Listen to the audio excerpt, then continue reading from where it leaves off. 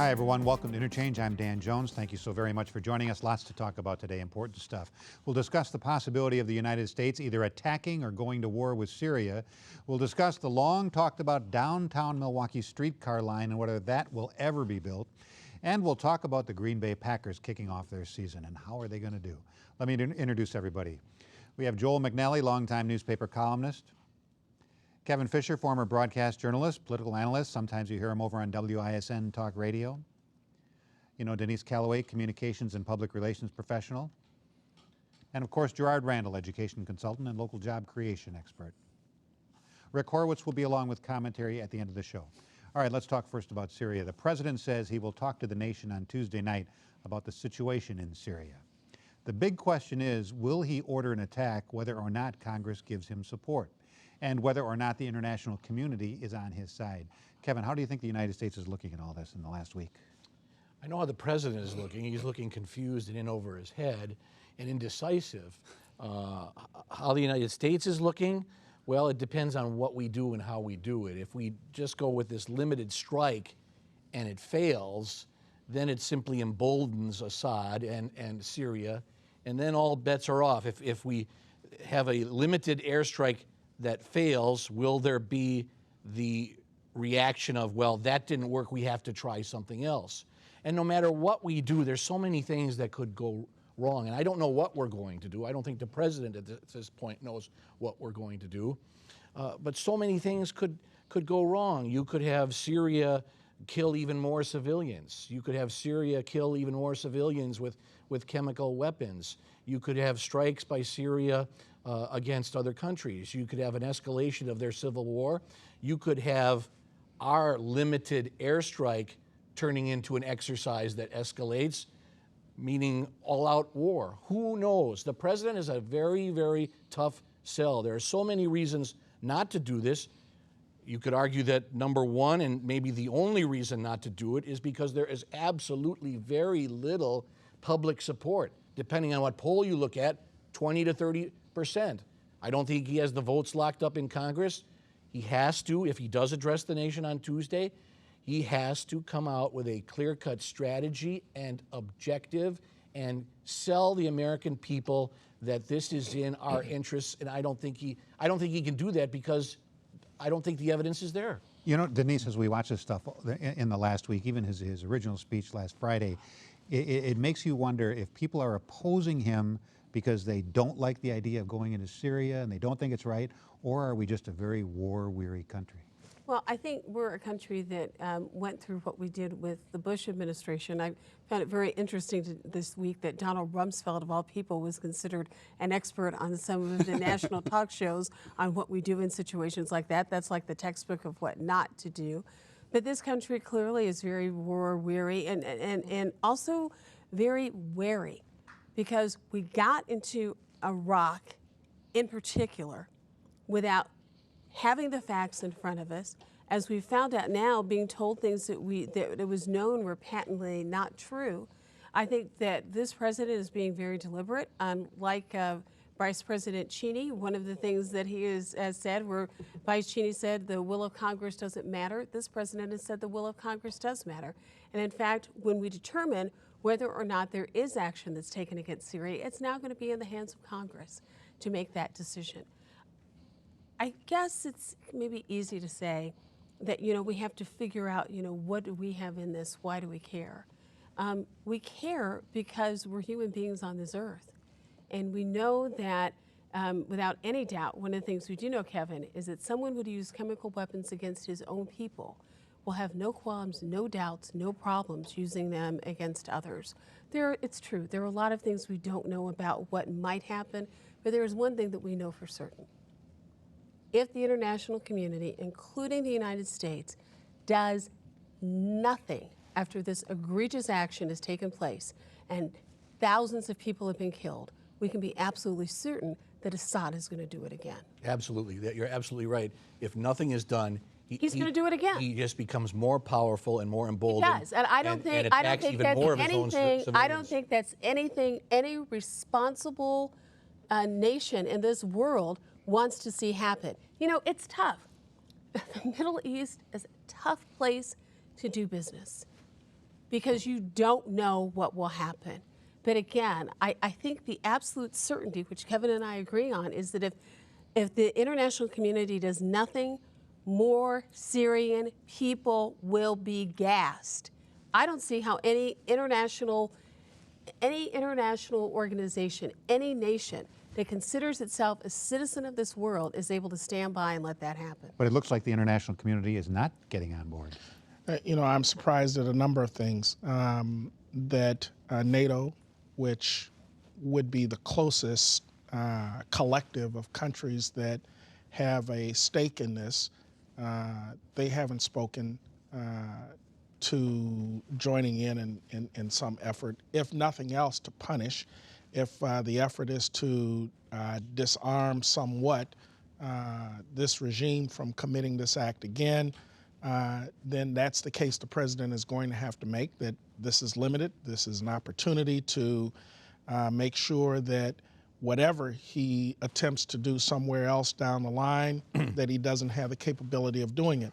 Russia keeps throwing roadblocks into the way, so the president's going to have to make some kind of compelling case to them.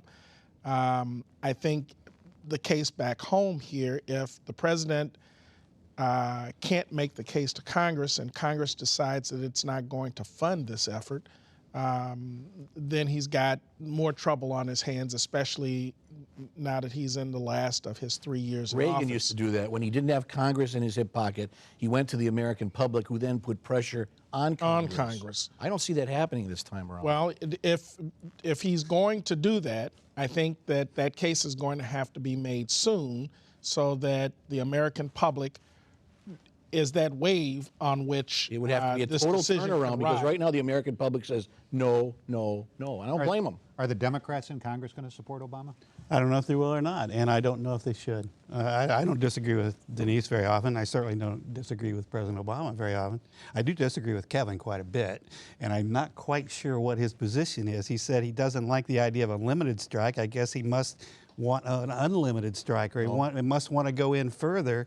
I'm very glad that going to war is difficult. I'm very glad that the president is discussing it with Congress and is going to discuss it with the American people. But at this point, I'm also very glad that a lot of Democrats do not support it. And I think Republicans, many of them, are being extremely politically dishonest because they hate Barack Obama. They, like Kevin, they're attacking him for this and criticizing him for this. But you know what? I'll take it. If Republicans are going to actually come out against going to war all the time, we know in the past they've gone to war. Well, both parties have gone to war around lies about other countries. You know, Denise mentioned Iraq, and that was certainly the whole case from the Bush administration was built on lies. But in my lifetime, from a Democratic president, Lyndon Johnson, the Vietnam War was built around a lie. And I want it to be tough for a president to go to war, and I don't see very much support for this president going to this war. You have, you know, President Obama, who ran to end 2 wars, not to start any, and you have John Kerry, one of the founders of Vietnam Veterans Against the War, trying to sell this war. I don't think this administration has lied to the public about what's going on. I don't think, but I also don't think that there's a whole lot of support for it, and I think that could be a healthy thing if the United States of America decides it does not have to be the policeman to the world. You know, Let me clarify my position. There are bad people running countries all over this world.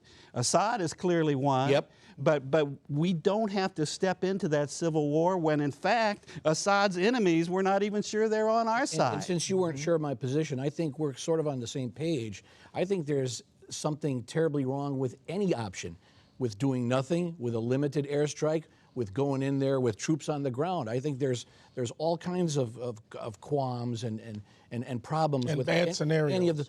Maybe the Pope was right in saying that a military action is not the best option, that maybe a humanitarian response and helping all those Syrian refugees is what the United States and the international community should be But focusing if you on. don't find a way to turn off the spigot, There are going to be more and more refugees, more and more individuals who are gassed by their own government. I understand. And to me, you know, we don't have good choices. To me, that's the worst case scenario of all, and I don't think that's acceptable. A military strike on a country with toxic gas weapons, and we don't know where those weapons are. There could be disasters as a result of that. We don't know if, even if we are victorious to some extent, and I don't know what that would mean, but who knows what Assad has done with those weapons and who he has given them to. That's very risky. All right, next topic. Philanthropist and longtime Milwaukee businessman Michael Callaway was one of the first and biggest backers of bringing a streetcar line back to downtown Milwaukee. He even flew a group of politicians, movers, and shakers out to Portland a few years ago so he could show them the system there and brag about it. Now, he says he's pulling his support away from the plan being pushed by Mayor Barrett, saying it's too short, it's too expensive, and that nobody would ride the thing. Barrett says he's going to go forward with it anyway. Do you think he will? Well, he'll try. I don't know that, you know, the goofy part about all of this, even if he got it up and running, there's no money to sustain it. There's no money that's going to come from the state to do it. There's no willingness for the riders to bear the expensive cost of riding that operation, given what, if you had to divide the cost of it among the anticipated ridership, no one's going to pay the real cost for an unsubsidized operation. The other piece to this is, remember when it first came out, there were some who envisioned this line going all the way down to UWM's campus. They envisioned it going down into the Menominee Valley. And then it became more and more and more condensed. And as it became more condensed, it became more subject to people fleeing this notion that there was a real need for it, an attraction to it. So now the circulator option, I think, as people have looked more and more at it, has become less viable, and Callaway was smart to back out of it, especially if he was going to have to make the case, along with other business leaders, to the legislature that they should put some money into it. Should we only build it if we can afford it? We all know how we got in this situation, which was that we got a terrific grant that would have funded an excellent mass transit system, originally envisioned between Milwaukee and Waukesha, a very high traveled corridor that needs mass transit, and Waukesha wanted no part of it. They wanted no part of being connected to Milwaukee. They had, you know, some kind of strange, you know, nightmares of black people getting on mass transit and coming into their community, and it was absurd that we had a perfect opportunity to build a terrific system that is needed to take pressure off of the East-West Freeway, and politicians for decades have not been able to spend that money. Now Tom Barrett is trying to spend what's left of it on something, some limited transit option, but when you're building a limited transit option, you end up building at the places where it's highly traveled, which already has some mass transit. And I don't see a lot of support for this. I never have. I think it is a political tragedy that we could have actually had some decent mass transit in this community, and because of right-wing talk radio, because of people in Waukesha that didn't want any part of Milwaukee, because of that, we could not use that money to our advantage. So is it time to beg the people we know in Congress to say, okay, could you just please let us use this money to build our bus lines and put more buses on the street? There are much better uses for these dollars, no doubt at all. And Joel's absolutely right. The money should have been used to really offer opportunities to people to travel from where they live to where jobs are. You know, that's you know, what a concept. Where we could actually then maybe getting close to seeing some of the 250,000 jobs we're supposed to see by the end of the governor's first term. But I will tell you, I've been in cities where you do have these cute little trolleys that run around, and they are absolutely adorable, and they're a lot of fun to hop off and on. But when I think about the people who I've seen on these trolleys, it's been tourists like me. It hasn't necessarily been people who live in those communities. So I think rather than trying to spend this money on something that really is finding a lot of difficulty gaining traction in one way, shape, or form, to go back and say, is there a way we can actually, here's our plan for these dollars that would really impact more individuals. How can we work to be able to get that done? And again, if we tie it back to job creation, which makes perfect sense, I just can't imagine anybody would have a problem with that. Can you? Or because it's federally tied in money, would it make sense to say, that Hiawatha Line between Milwaukee and Chicago is so popular, can we use it to upgrade that? Well, That's where I'd put it. Well, the Business Journal just today or yesterday was reporting that the state of Wisconsin and then the city of Milwaukee included made applications for all kinds of transportation grants. Millions of dollars were tossed around by Washington, and the state of Wisconsin didn't receive a cent. So I'm not sure if lobbying D.C. Would get us anywhere. Maybe Mr. Cudahy watches interCHANGE. Maybe he listens to talk radio. I do know he's a prominent businessman who's pretty sharp, and he now gets it, and I think everyone does. I think we talked about this in the past on this program, and every single panelist here laughed about it. It is a laughingstock. It's a boondoggle.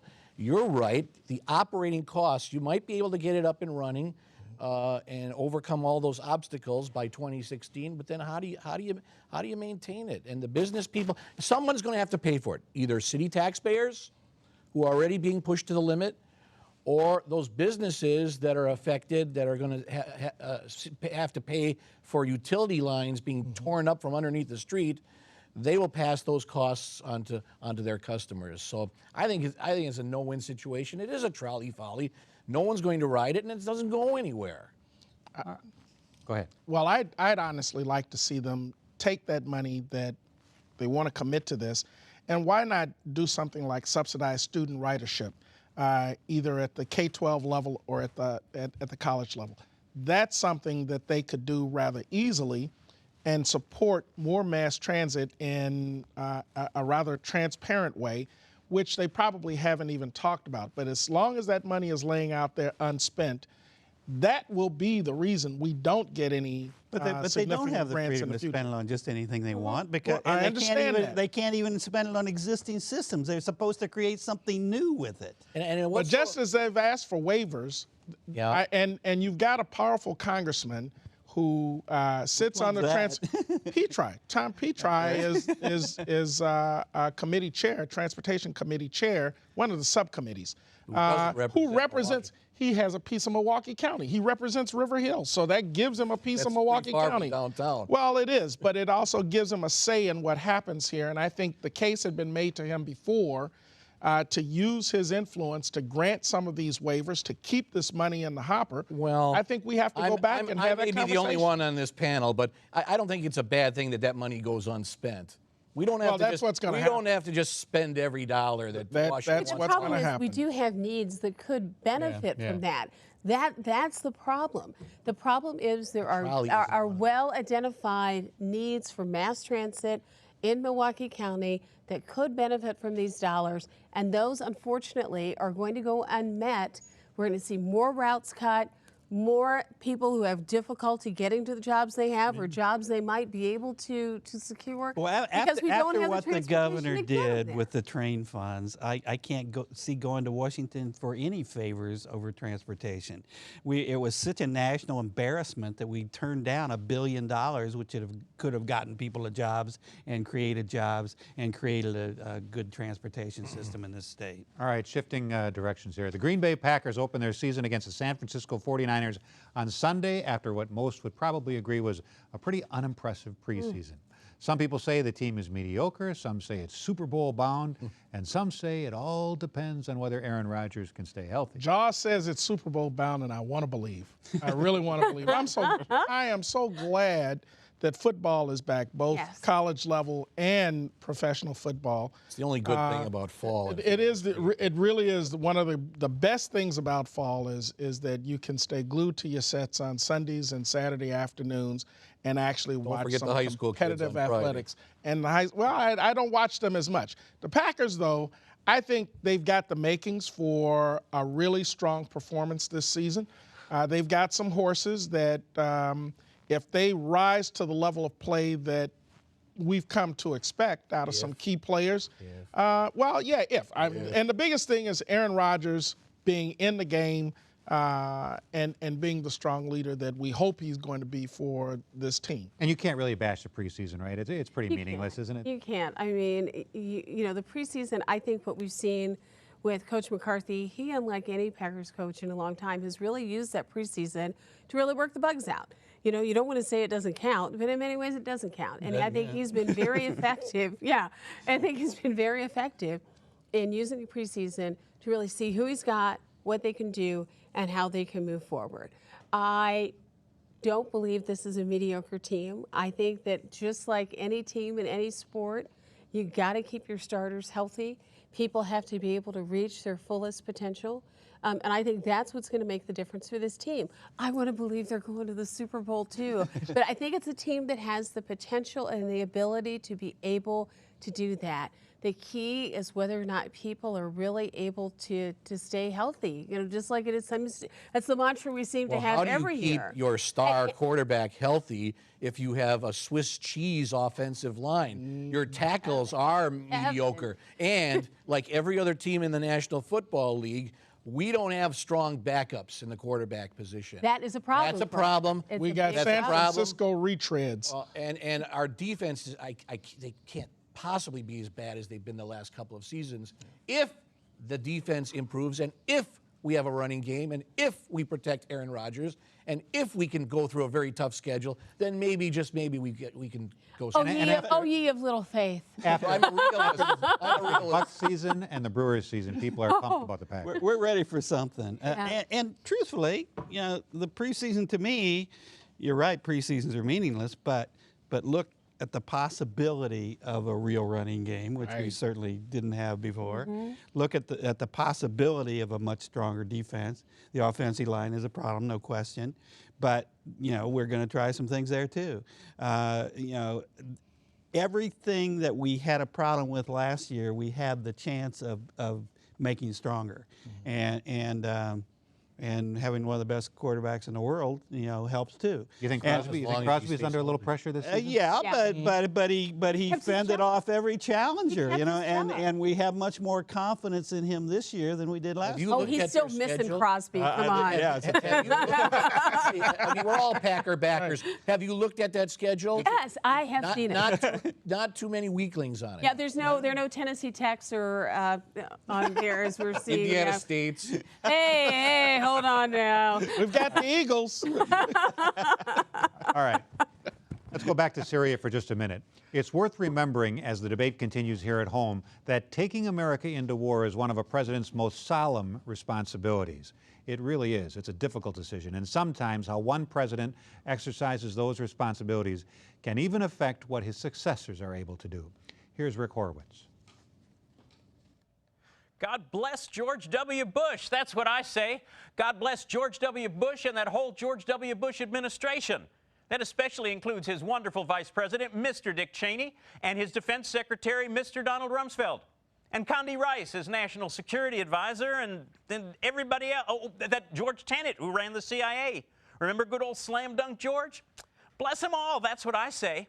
See, before George W. Bush came to town, a president could say anything he wanted when it came to national security. Say pretty much any damn fool thing that came into his head, and as long as it was about national security, most everybody else in Washington, in the Congress, in the media, everywhere, most everybody else would just salute, or else they'd roll over and get their bellies scratched. What do you need? When do you start? We'll give you whatever you want. You don't have to tell us anything. In fact, we don't even want you to tell us anything. Leave us out of it. Do whatever you want, wherever you want, for as long as you want. You're the commander-in-chief, and what you say goes. But God bless George W. Bush. He changed all that. because of him, you know, him getting us to go to war in Iraq, and not just him, of course, but his whole team. After all, he couldn't have done it without his whole team spinning the country nonstop for months, for years, about all those weapons of mass destruction Saddam Hussein supposedly had lying around, and what he was getting ready to do with them, and how he had to stop them right this minute. Because of George W. Bush and his whole team, nobody's ever going to believe a president again. Yeah, he can say there's a danger, say there's a crisis, but nobody's going to fall for that old trick anymore. Not even if it's true. That's the amazing part. Congress, the media, the whole country, from now on, they'll want to see the proof first. And even then, they won't believe him. Trust the President of the United States, they'll say? Don't be ridiculous. That's progress. That's what that is. That's real progress. Yep, that's what that is. That's progress. You bet it is. Absolutely. Well, thanks, Rick, and thank you so very much for watching. Enjoy the rest of your weekend.